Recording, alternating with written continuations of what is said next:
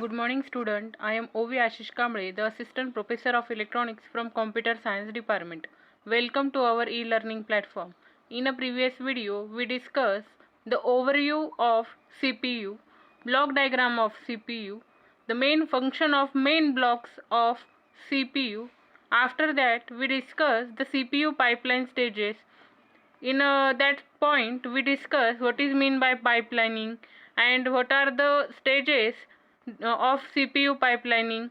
The three stages: fetch, decode, execute. We discuss all these stages in brief.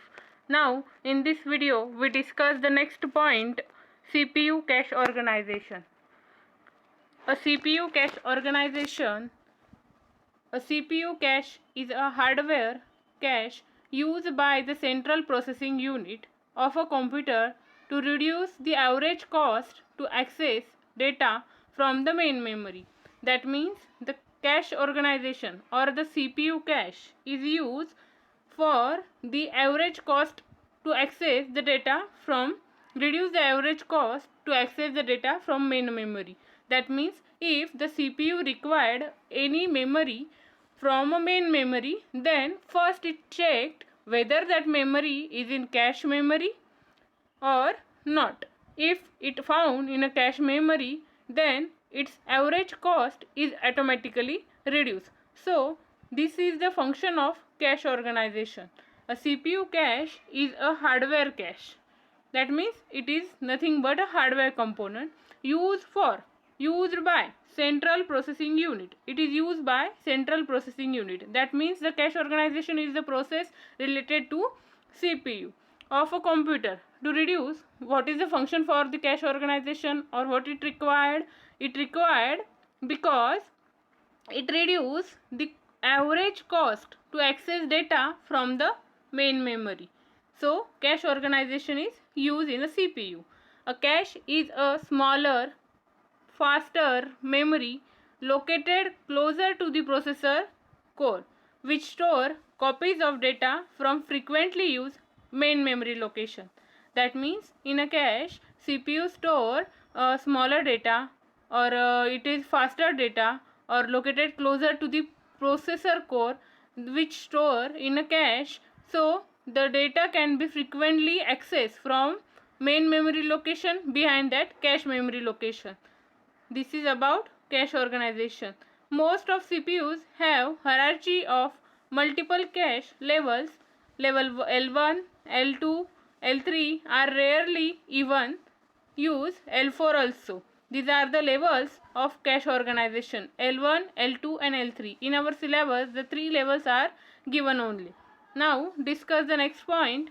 When trying to read from or write to the location in a main memory, the processor check whether the data from that location is already in cache or not.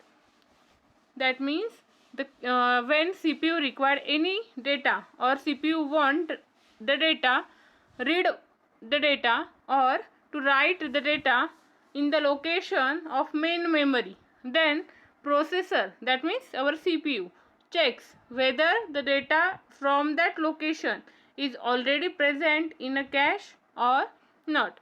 If so, the processor will read from or write to cache instead of much slower than main memory. That means if the data is found in a cache than the main memory, then the process is reduce their cost. There are three levels of cache organization which are given below. We already discussed about these levels. Level L3, L1, L2, L3 are the three levels. First level L3. L3 or level 3. It is cache in L3. Cache is specialized memory developed to improve the performance of L1 and L2. Here the level L3 is used to improve the performance of level L1 as well as L2. L1 or L2 can be significantly faster than the L3. So we can say that the level L3 is faster as than compared to L1 and L2. Through L3 is usually double the speed of DRAM. Here the L3 having a double speed than the L1 and L2 or a dynamic RAM. With a multi-core processor, each core can have dedicated L1, L2 cache, but they can share an L3 cache also. This is about the levels. This is the total level diagram of cache organization. Here the CPU is given. After that level L1, or which is we call it L1 cache. Level 2, which is we call it L2 cache. Level 3 we call as L3 cache, and last one is main memory block. When CPU required any memory or any data, or CPU want to read the data, or CPU want to write the data from a main memory, then it check in a first level 1 cache. After that it check level L2 cache. After that it check L3 cache, and then it goes to the main memory.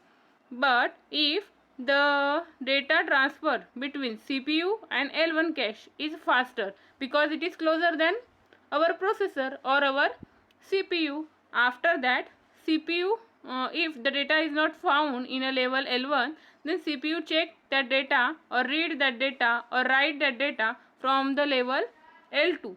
After the L2, the the communication between CPU and level L2 cache, it is fast, but less as compared to level L1, because of length of the CPU or a processor, and level L2 is increased. After that, if the data is not found in L1 cache and L2 cache, then CPU check that data in a L3 cache level.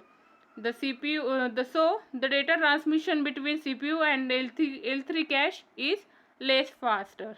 And if the data is not found in all three caches or three levels, then CPU goes to the main memory. The main memory, the data transfer between CPU and memory is slow as compared to the all levels of cache, because the distance between processor or a CPU and the main memory is increased or is larger. Understand what is the use of cache organization? Okay. Next point is branch prediction. Branch prediction is a technique used in a CPU design that attempt to guess the outcome of conditional operation and prepare for most likely result.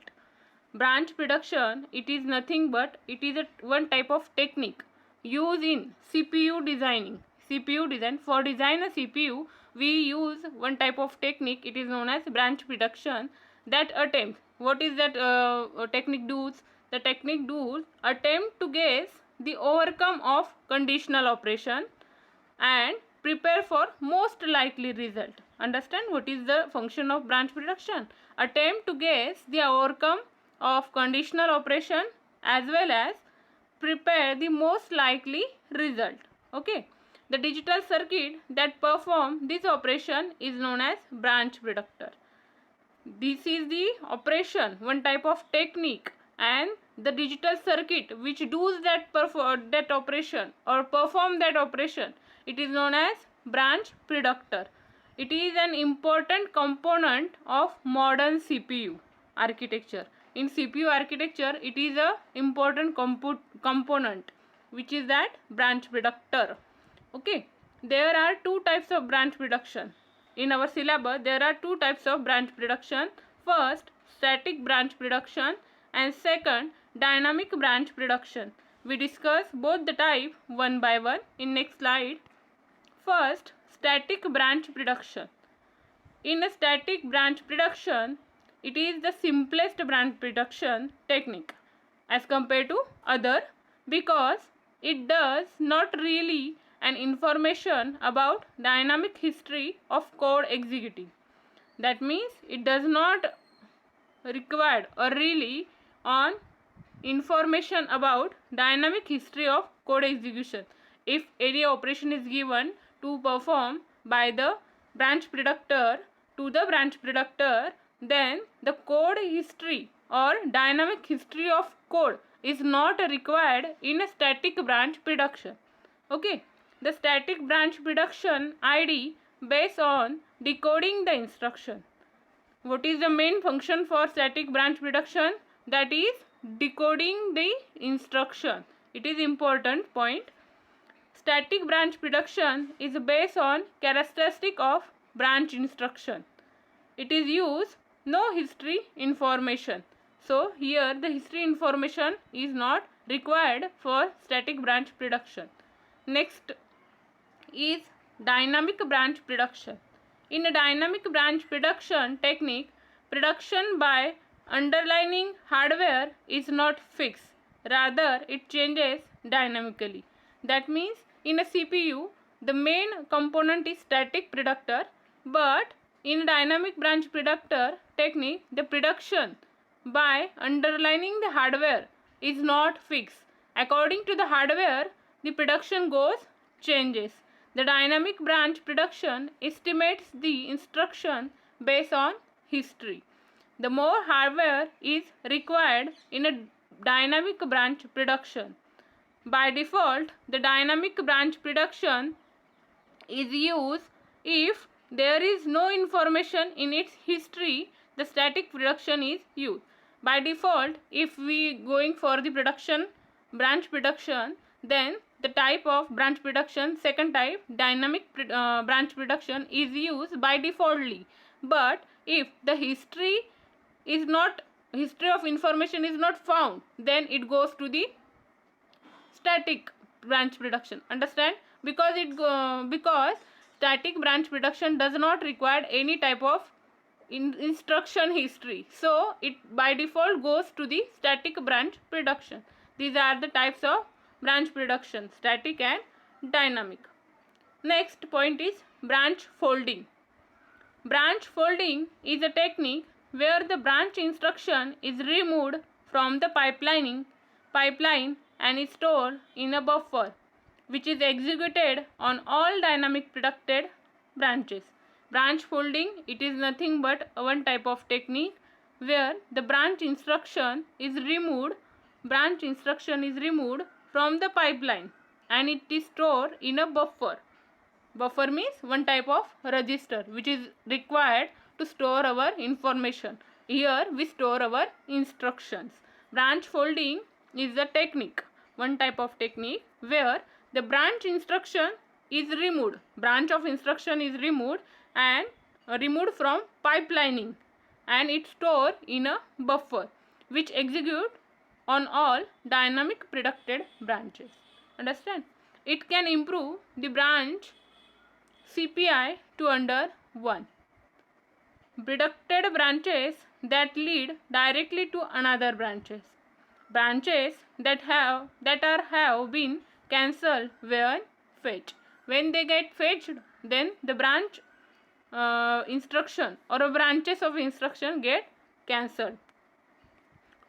Next point is GPU overview. Which is mean by GPU? The GPU means graphics processing unit. Graphics processing unit is specialized electronic circuit designed to rapidly manipulate and alter memory to accelerate the creation of images in the frame buffer instead of output to a display devices. GPU is nothing but one type of electronic device, or it is specialized as electronic circuit which is designed to rapidly manipulate and after a memory to accelerate the creation of images in a frame buffer instead of for output of display devices. GPUs are used in embedded system. GPUs, that means graphics processing unit, used in embedded system, mobile phones, personal computer, workstation and game console also. That means there are so many uses of GPU. Here we summarize some applications or uses of GPUs, which are those embedded system, mobile phones, personal computer, workstation and game console. Modern GPUs are very efficient at manipulating computer graphics and image processing. The modern GPU is having the manipulating computers graphics and image processing also. It is the most important use of modern GPUs. In a personal computer, a GPU can be present on a video card as well as or on embedded on motherboard. In personal computer, the GPU, where is the GPU? In our personal computer, GPU can be present on video card as well as it is also embedded in our motherboard. This is the function of graphic processing unit. This is about graphic processing unit.